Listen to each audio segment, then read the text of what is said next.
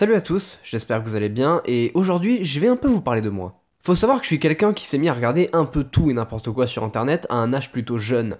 Certains contenus sensibles étant plutôt accessibles facilement, j'ai vu pas mal de choses. Et faut savoir que j'étais, et que je suis toujours d'ailleurs, quelqu'un d'assez curieux, ce qui fait que quand quelque chose me fait peur, ça me reste dans la tête car je ne m'en détache pas et je cherche toujours à trouver encore plus effrayant. Laissez-moi donc vous parler des vidéos sur lesquelles je suis tombé sur une même période, lorsque j'avais 11 ans, qui ont laissé une trace dans ma mémoire, et que je n'oublierai probablement jamais.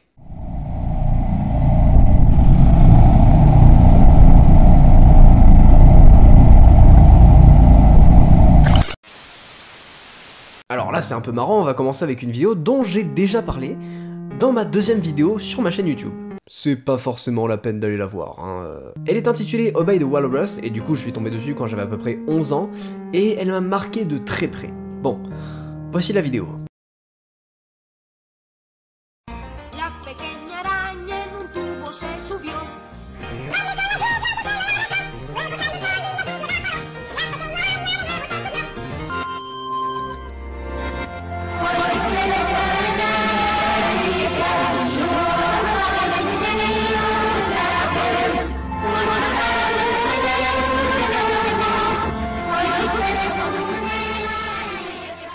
Alors, je vais être honnête, quand j'ai vu ça, j'ai été traumatisé. Dans cette vidéo, il y a tous mes points faibles, mais principalement un audio assez dégueulasse mais assez audible pour qu'on puisse entendre des voix distordues assez flippantes. Mais alors surtout, ce qui m'avait le plus terrorisé, c'était évidemment la danseuse que l'on voit tout au long de la vidéo. Tout me faisait peur chez elle, ses mouvements, son corps assez difforme et surtout son expression neutre et quasi vide d'émotion. À la fin de la vidéo, on a une image de morse qui apparaît par rapport au titre qui est Obéis aux morses, hein, si on traduit mot pour mot. Et alors du coup, tout ça mis en place sur un montage assez épileptique, rapide, avec une musique terrifiante.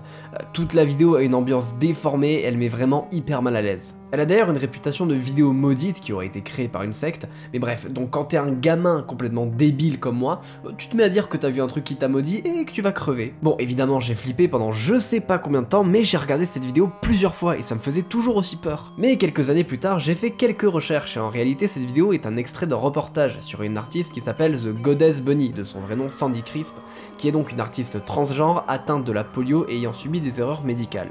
Donc voilà, cela explique ainsi ses malformations et ses déplacements particuliers. Mais évidemment, il y a des petits cons qui sont amusés à faire un montage sur ce reportage afin de créer une vidéo flippante à partir du physique de Sandy Crisp, et j'avoue que quand j'ai su ça, quand j'ai su la vérité, j'ai un peu culpabilisé d'avoir eu peur de cette vidéo. Au final, tout ce qu'on a vu dans cette vidéo, c'est juste une personne handicapée qui pratiquait sa passion et qui a d'ailleurs réussi à en vivre. I'm not a walrus, I'm a human being.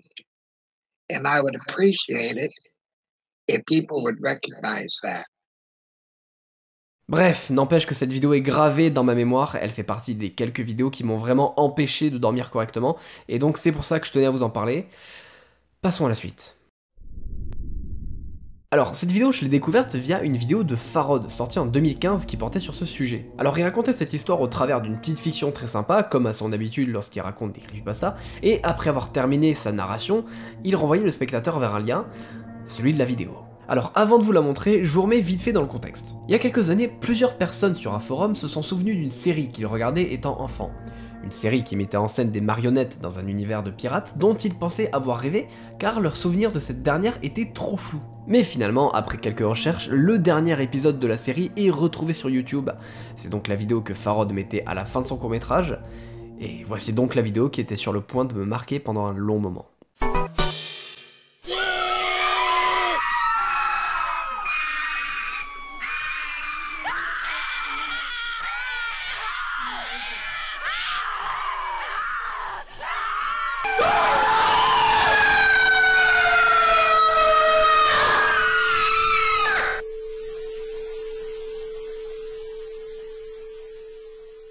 Voilà, alors je vous l'accorde, aujourd'hui ça fait pas vraiment peur, c'est même presque drôle, mais à l'âge que j'avais, c'était pour moi quelque chose de terrifiant. Alors faut savoir que j'étais quelqu'un de facilement impressionnable, hein, donc une vidéo comme celle-ci dans laquelle on entend uniquement des cris stridents de souffrance, où l'on voit une enfant pleurer dans tout ce chaos, ça m'a perturbé.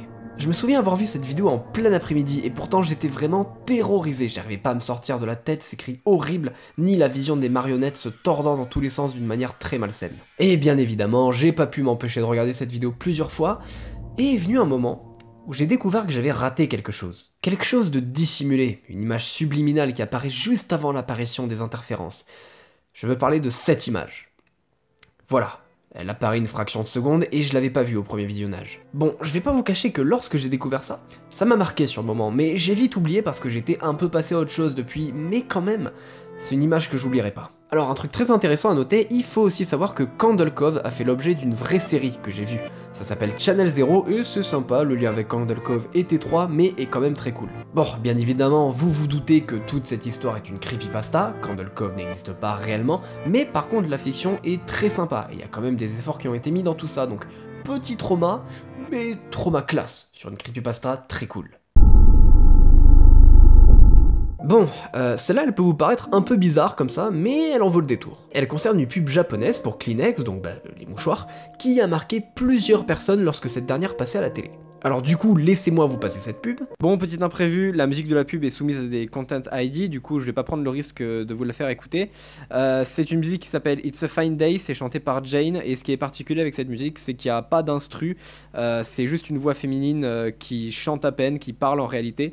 Il y a un air très mélancolique et assez dérangeant, et bon voilà, je suis désolé, mais je peux pas vous la faire écouter. Ouais, on voit quand même que la pub est particulière. Bon, on a déjà cette musique qui est assez flippante, hein, une voix féminine qui chante à moitié avec un air délaissé, triste, un air qui rend un peu mélancolique. Mais évidemment, ce qui marque le plus, c'est ce que l'on voit à l'écran. Bon, on a la femme en robe blanche classique, mais surtout on a ce bébé monstre et... sérieux, c'est quoi ce truc ? Bon, en général, les Japonais ils sont forts pour faire des trucs un peu perchés, en voilà un exemple, mais il y a parfois une symbolique. Certains disent que cette pub représente la peur de la grossesse, d'avoir un enfant, mais bon, on va pas s'étaler sur ça, c'est juste des spéculations. Mais c'est pas cette vidéo-là qui nous intéresse, enfin, si, mais pas tout à fait. En effet, il est dit qu'à minuit, la vidéo change et devient bien plus sombre. Cette publicité serait en fait maudite. Un utilisateur décide alors de nous montrer, il filme son écran, donc il lance la pub peu de temps avant minuit, tout est normal, mais dès minuit, il la revisionne, et voici ce qui se passe.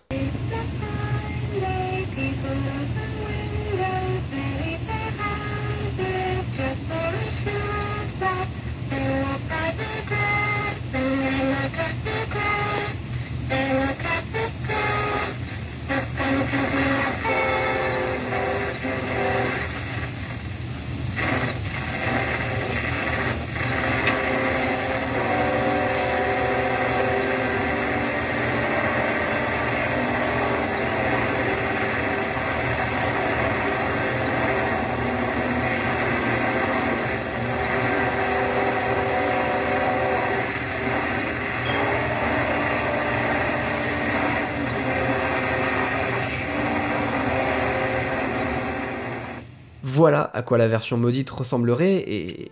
bordel, ça m'a fait peur. Le fait que toute la vidéo se dégrade faisant apparaître une figure de la femme terrifiante m'a vraiment marqué. La musique se distord également et devient plus grave avant d'être quasiment inaudible déjà que l'audio était franchement perturbant. Là, c'est clairement pas rassurant. Et moi en fait, franchement, ce qui m'a le plus marqué, c'est cette espèce de visage que l'on peut voir apparaître. Ce visage monstrueux, terrifiant, qui semble nous regarder, nous, le spectateur. Et je pense que c'est ça en fait qui m'a vraiment fait flipper. Cette impression d'être regardé par quelque chose qui n'est pas du tout censé nous voir. Quelque chose de malveillant. Bref, je crois que c'est l'une des seules vidéos tirées d'une pub qui m'a vraiment terrifié. Bon, ce sujet-là va être un peu plus court que les autres, mais je tenais quand même à vous en parler. En novembre 1987, lors de la diffusion d'un épisode de Doctor Who sur une chaîne américaine, le programme coupe subitement. La chaîne est en train de se faire pirater. Mais alors, l'image revient. Et voici ce à quoi tous les spectateurs ont assisté en ce 22 novembre 1987.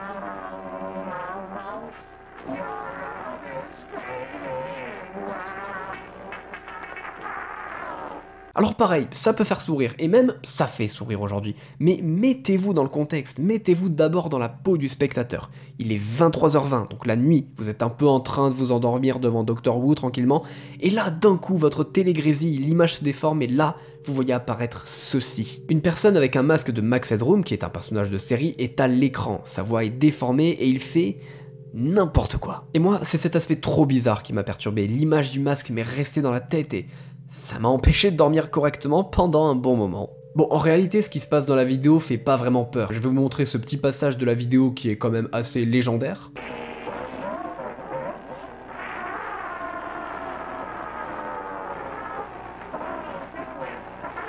Bon, voilà. Alors par contre, petite anecdote, il faut savoir que le responsable de cette histoire n'a jamais été découvert. Et vraiment, on sait pas qui c'est. Il y a des théories, mais bon. Il doit probablement être encore en vie, et bordel, qu'est-ce qu'il doit être fier de lui? Alors pour finir, j'avais envie de vous parler d'une vidéo qui est un peu différente des autres. C'est la seule qui a une réelle répercussion matérielle sur moi. C'était une vidéo de Pourquoi avoir peur. Alors donc pour ceux qui connaissent pas, Pourquoi avoir peur est une chaîne YouTube qui racontait des creepypastas avec une voix synthétique. La chaîne était très cool, maintenant l'auteur fait autre chose, je vous invite à aller voir. Bref, bon, du coup, je me rappelle très bien, on était chez des amis avec mes parents le soir et je m'ennuyais, donc bah, j'étais sur mon téléphone dans une chambre tranquillement et je me suis mis à regarder des vidéos un peu flippantes. Et je suis tombé de fil en aiguille un peu par hasard sur une vidéo de Pourquoi avoir peur qui racontait une histoire en lien avec le Deep Web, donc voilà, une face plus sombre d'internet si vous voulez. Je lance la vidéo, donc bon bah ça commence tranquillement, il y a un fond noir et on entend la voix du narrateur comme d'habitude, mais en réalité, le fond de la vidéo n'était pas noir du tout. Au fur et à mesure, il s'éclaircissait, et je suis tombé sur une image qui m'a glacé le sang. Personne sur le Reddit avait posté un lien vers le Hidden Wiki qui contenait un gros paquet de liens utiles ou populaires du Deep Web qu'il pouvait y avoir. J'ai fait de mon mieux pour ne rien avoir à voir avec ce genre de choses. Voilà, alors aujourd'hui c'est peut-être pas grand chose pour vous ni pour moi d'ailleurs, mais honnêtement la voix du narrateur superposée à cette image m'a procuré un malaise immense. Sans déconner, j'ai ressorti des grosses bouffées de chaleur, j'avais le cœur qui battait plus fort, et vraiment ça m'a terrorisé alors que j'avais vu des trucs techniquement plus graphiques et plus agressifs avant. Après m'être chié royalement dessus, non désolé mais c'est vraiment le cas, je quitte la vidéo, je vais regarder des trucs plus fun hein, forcément, et vient l'heure de rentrer chez moi. Donc bon bah on prend la voiture, on rentre, je vais me coucher, un peu apeuré, parce que le lendemain, en fait, mes parents allaient pas être là puisqu'ils allaient travailler, et moi, bah, j'étais en vacances. Alors je dors plutôt bien, hein, pas de cauchemar à la première vue, mais le matin, je me réveille, je suis dans mon lit, seul, dans le noir, et d'un coup, je me sens angoissé, incapable de bouger, j'ai des bouffées de chaleur, je vois des choses du coin de l'œil. J'étais en train de faire ma première paralysie du sommeil. Alors, pas quelque chose d'ultra vénère comme certaines personnes, mais je vois des choses se déplacer, des figures qui me regardent, ma porte semble s'ouvrir toute seule, j'étais en sueur totale, vraiment j'étais trempé, je pensais que j'allais crever. Et au bout d'un moment qui m'a paru être une éternité, j'arrive à bouger, donc je me réveille, je descends de mon lit à une vitesse record, j'ouvre mes volets en 4 secondes, la lumière jaillit dans ma chambre. C'était fini. En fait, cette vidéo m'avait tellement angoissé la veille que j'en ai cauchemardé à un degré énorme. Je crois que j'avais vraiment jamais eu aussi peur de ma vie à ce moment. D'ailleurs, heureusement que j'avais un pote qui venait à la maison à ce moment-là parce que je pense que j'aurais été parano toute la journée. Donc, Simon, si tu regardes cette vidéo, si jamais, merci, tu m'as probablement sauvé ma putain de vie. Bref, c'est marrant quand j'y repense, mais en fait, la vidéo qui a eu le plus d'impact sur moi est une vidéo dans laquelle il se passe pas grand chose au final. Comme quoi, une vidéo simple peut mettre en place une ambiance terrifiante sans mettre trop d'éléments. Je vous invite donc à aller voir les vidéos de Pourquoi avoir peur, elles sont vraiment géniales. Bon, voilà, cette vidéo touche à sa fin. J'espère qu'elle vous aura plu. En ce moment, j'ai pas mal d'idées sur des sujets d'horreur, j'espère que ça vous plaît. Si vous voulez que je parle de certains sujets, bah, faites-m'en part dans les commentaires, horreur ou pas d'ailleurs, hein, ça peut être sympa. Si vous avez aimé cette vidéo, n'hésitez pas à la partager, à liker et bien évidemment à vous abonner. Je vous mets toutes les vidéos dont je vous ai parlé dans la description, n'hésitez pas à aller les voir. Je vous dis à bientôt pour une prochaine vidéo. Salut!